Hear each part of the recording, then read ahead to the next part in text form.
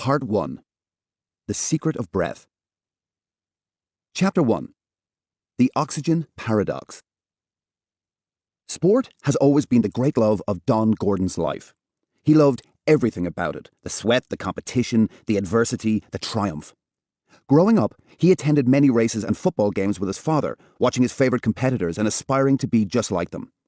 Nothing compared to the atmosphere of a good game.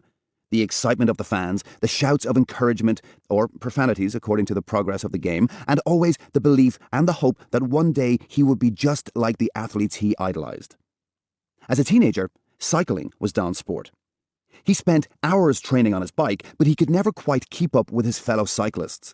He tired quickly, and more often than not found himself breathless, watching from a distance as his friends rode their bikes farther and longer than he ever could. As time passed, Don reluctantly gave up his dream of competing like the athletes he so admired as a boy. He finally accepted that there was no place for him in the world of competitive cycling. 20 years later, Don had become director of European operations in a leading American technology firm. While on a trip to Europe, he happened across my Oxygen Advantage program. Because Don had tried so many things before, he was skeptical, but decided to give it a shot. He got in touch with me, and in our first session together, I gave him the crash course I gave you in the introduction to this book. He had never considered the relationship between physical capacity and correct breathing, but with a new understanding of the potential of improved body oxygenation, Don began practicing the exercises I gave him.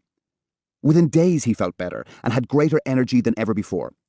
Flash forward to today. Don has been free of wheezing, allergies, and medication for more than 7 years. He is also now a competitive long-distance cycler, and in his most recent race, he finished first in his age division. And here's the best part.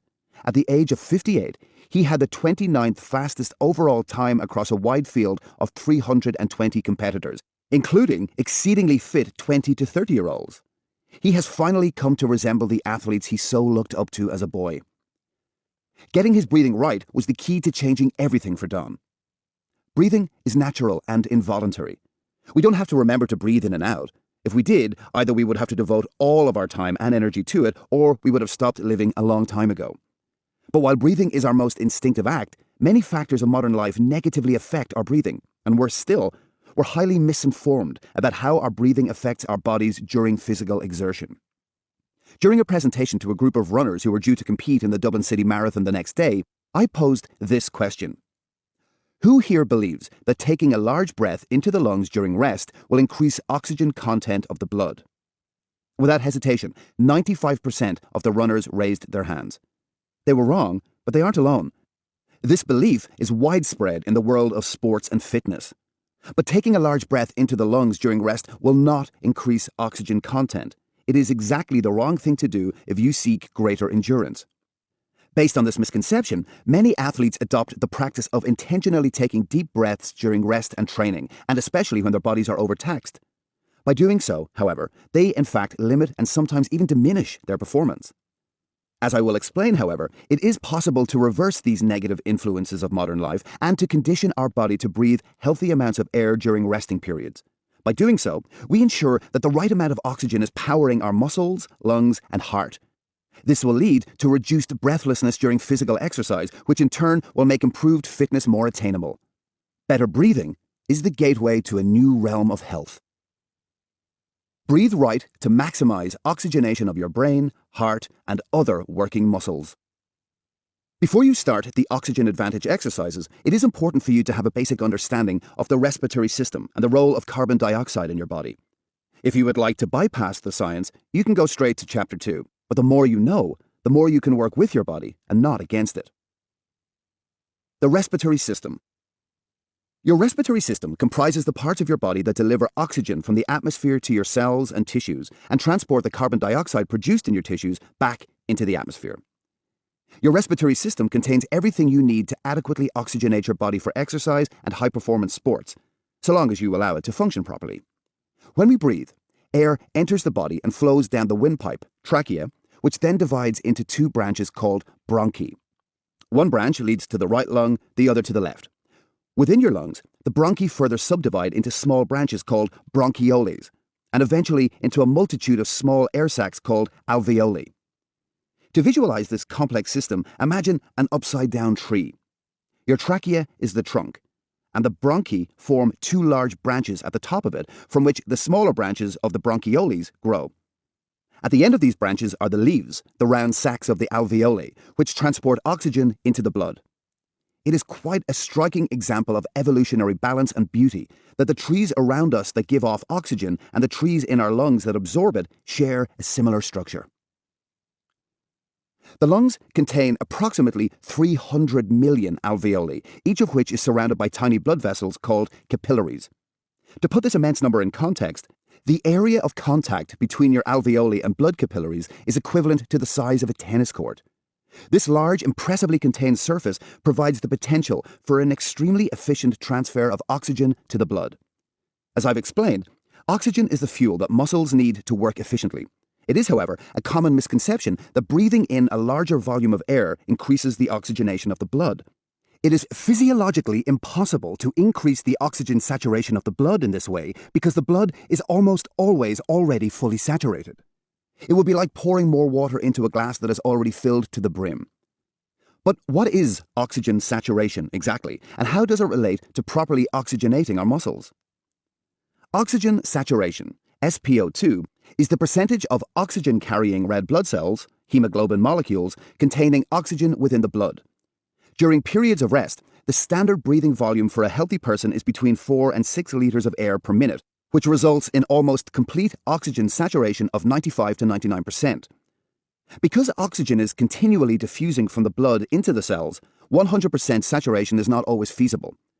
An oxygen saturation of 100% would suggest that the bond between red blood cells and oxygen molecules is too strong, reducing the blood cells' ability to deliver oxygen to muscles, organs, and tissues.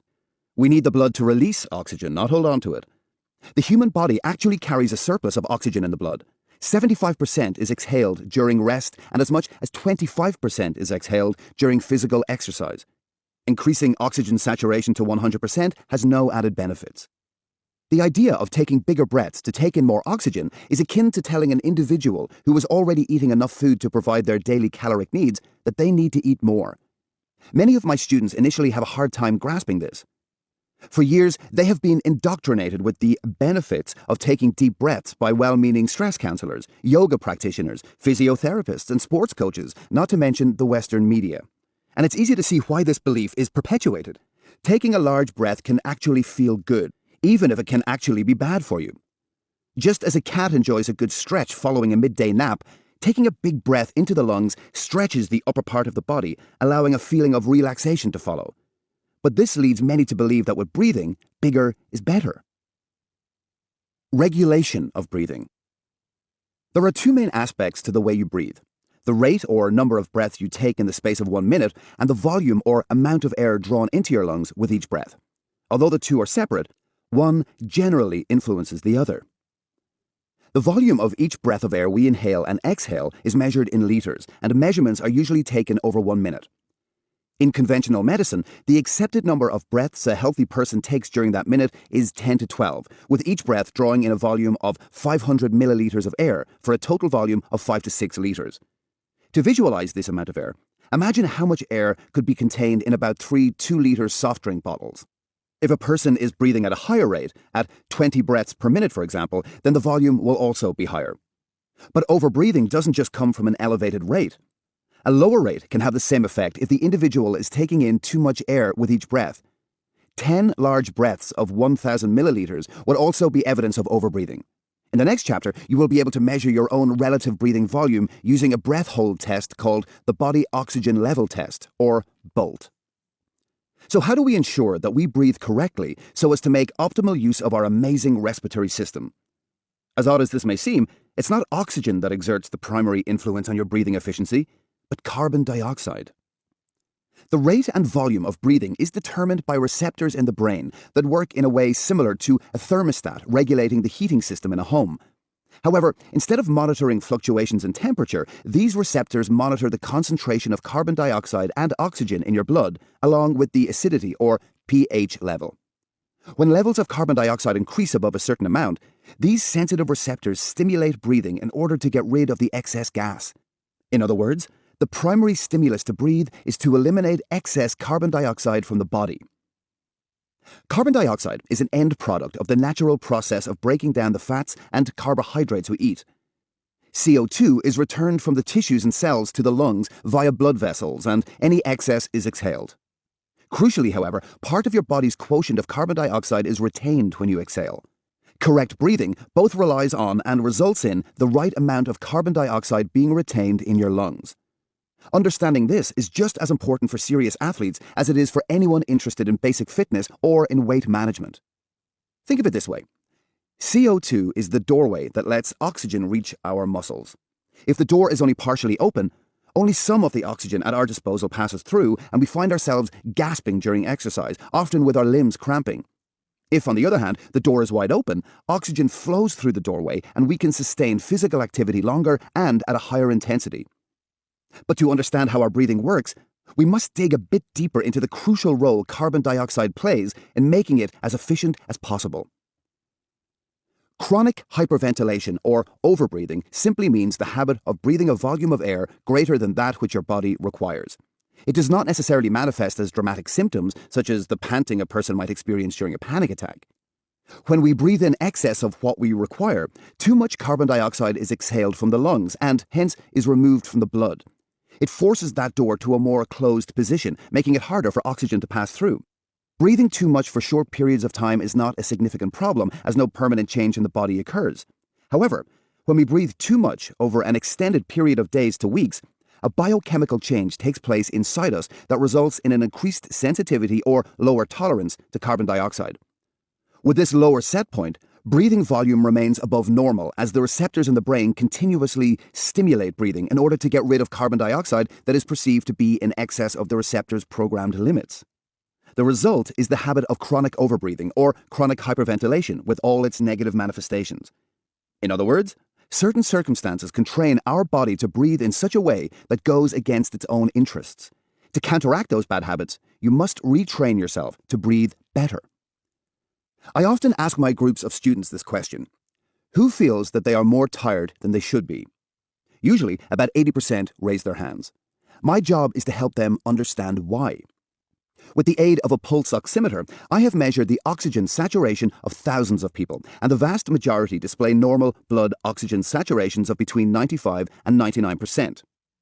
Footnote: from time to time, I do see an individual with lower blood oxygen saturation, but this generally results from severe lung obstruction, such as chronic obstructive pulmonary disease. Why would this be? Their blood oxygen saturations are normal, yet they constantly feel tired. The problem is not a lack of oxygen in the blood, but that not enough oxygen is being released from the blood to tissues and organs, including the brain, resulting in feelings of lethargy and exhaustion. This happens because too much carbon dioxide has been expelled from the body. As we shall see further on, habitual overbreathing influences the release of oxygen from red blood cells, the consequences of which can affect day-to-day well-being as well as performance during exercise. This ties back to the Bohr effect, which I touched on in the introduction and will expand on shortly. One's breathing volume can be 2 or 3 times the required amount without it being overtly noticeable. Once the pattern of overbreathing is established, it is often maintained by an occasional deep breath or sigh. When such a habit becomes ingrained both mentally and physically, you will breathe in excess of what is required every minute, every hour, and every day. This subtle alteration to your body's natural functioning can hinder you greatly. And it doesn't just happen while we're conscious. Many people sleep with their mouth open, and whether they realize it or not, this drags down their physical and mental energy. So why is it that the benefits of light breathing are relatively unknown? It is difficult to know the exact answer, although a number of points are worth bearing in mind. The first is that air is weightless and therefore difficult to measure, and breathing can change quickly and effortlessly during the measuring process. The second is that doctors learn how oxygen is released from the red blood cells early on in their studies. The Bohr effect is described in most basic medical school physiology textbooks, so it is possible that this information is simply forgotten by the time of graduation. Another reason may be that overbreathing affects each person individually, resulting in a wide variety of problems that may not necessarily appear to be connected, from cardiovascular, respiratory, and gastrointestinal issues to general exhaustion. To add even more confusion, not everyone who overbreathes will develop obvious symptoms, as the effects of hyperventilation depend on genetic predisposition. Finally, given the lack of awareness of the relationship between breathing volume and health, So many chronic overbreathers have learned to tolerate the stunted levels of energy and fitness incorrect breathing leaves them with in day-to-day life. But shaking ourselves out of this complacent attitude toward our breath and putting it at the center of our health often produces more dramatic changes than any diet. So, how can we regulate the amount of air we breathe in order to optimize our fitness and athletic performance? As you know by now, the vital ingredient is carbon dioxide. Carbon dioxide, not just a waste of gas.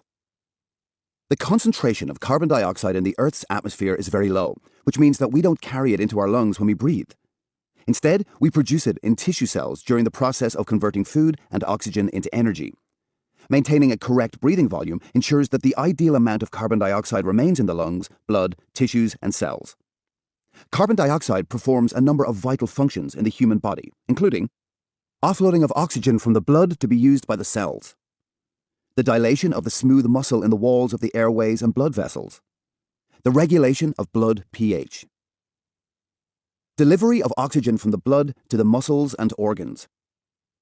Hemoglobin is a protein found in the blood, and one of its functions is to carry oxygen from the lungs to the tissues and cells. A fundamental element of the oxygen advantage technique is to understand the Bohr effect, the way in which oxygen is released from hemoglobin and delivered to the muscles and organs. This process forms the core of unlocking your body's true fitness potential, allowing you to raise your game and achieve the results you really want. The Bohr effect was discovered in 1904 by the Danish physiologist Christian Bohr, father of Niels Bohr, the Nobel Prize-winning physicist and footballer. In the words of Christian Bohr, the carbon dioxide pressure of the blood is to be regarded as an important factor in the inner respiratory metabolism. If one uses carbon dioxide in appropriate amounts, the oxygen that was taken up can be used more efficiently throughout the body. The crucial point to remember is that hemoglobin releases oxygen when in the presence of carbon dioxide. When we overbreathe, too much carbon dioxide is washed from the lungs, blood, tissues, and cells. This condition is called hypocapnia, causing the hemoglobin to hold on to oxygen, resulting in reduced oxygen release and therefore reduced oxygen delivery to tissues and organs. With less oxygen delivered to the muscles, they cannot work as effectively as we might like them to.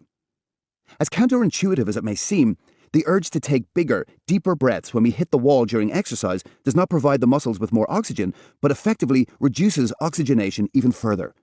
In contrast, when breathing volume remains nearer to correct levels, the pressure of carbon dioxide in the blood is higher, loosening the bond between hemoglobin and oxygen and facilitating the delivery of oxygen to the muscles and organs. John West, author of Respiratory Physiology, tells us that an exercising muscle is hot and generates carbon dioxide, and it benefits from increased unloading of O2, oxygen, from its capillaries. The better we can fuel our muscles with oxygen during activity, the longer and harder they can work.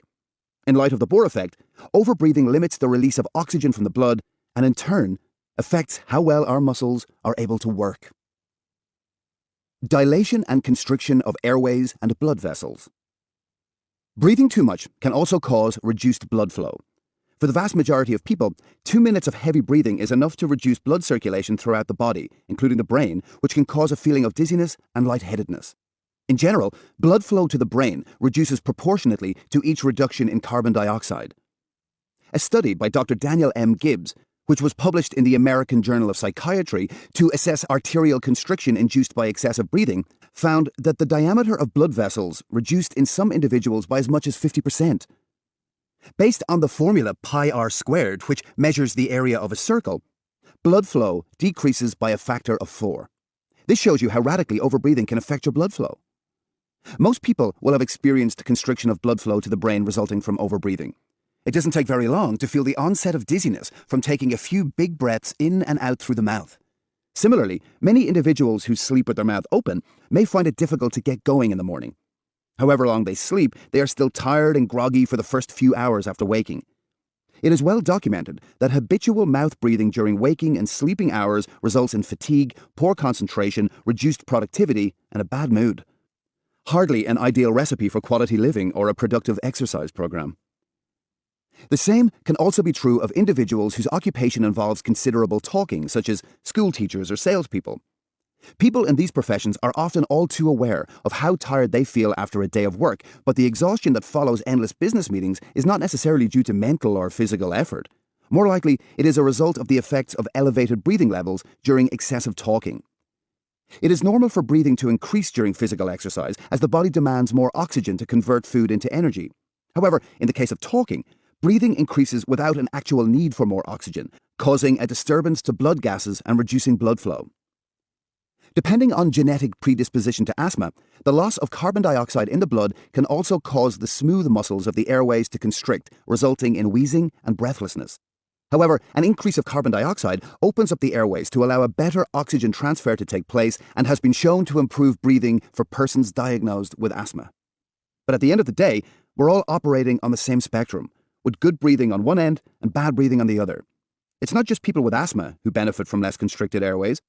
The feeling of chest tightness, excessive breathlessness, cough, and the inability to take a satisfying breath is experienced by many athletes, including those without a prior history of asthma, but can be eliminated by simply improving the way you breathe.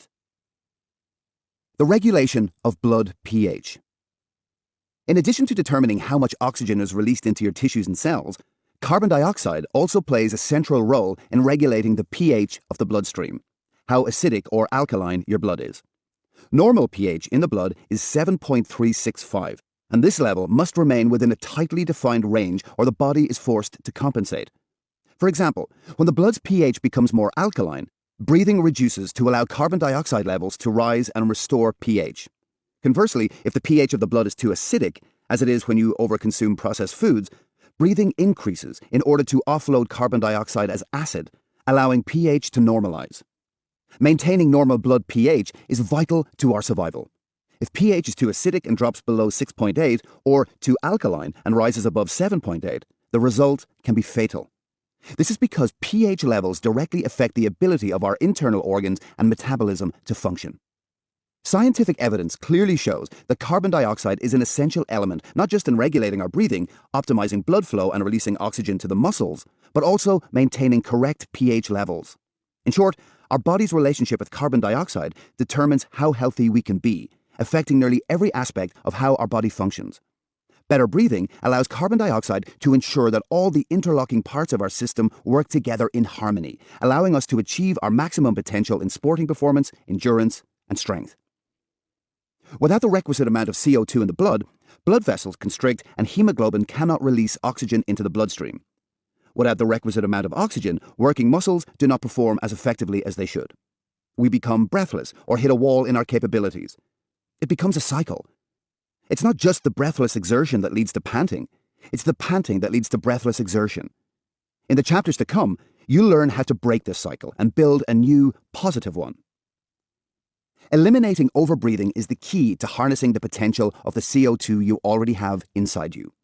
Knowing how your respiratory system works is the first step in this empowering process, as it was for Alison, an amateur athlete who was an avid cyclist. I met Alison when she was 37 years old, and she had been cycling seriously since her late teens. She trained 2 to 3 times each week without fail, cycling up to 37 miles during each session. Cycling allowed Alison to have her own time, to leave her thoughts and worries behind, and to get out into nature and feel the breeze on her face.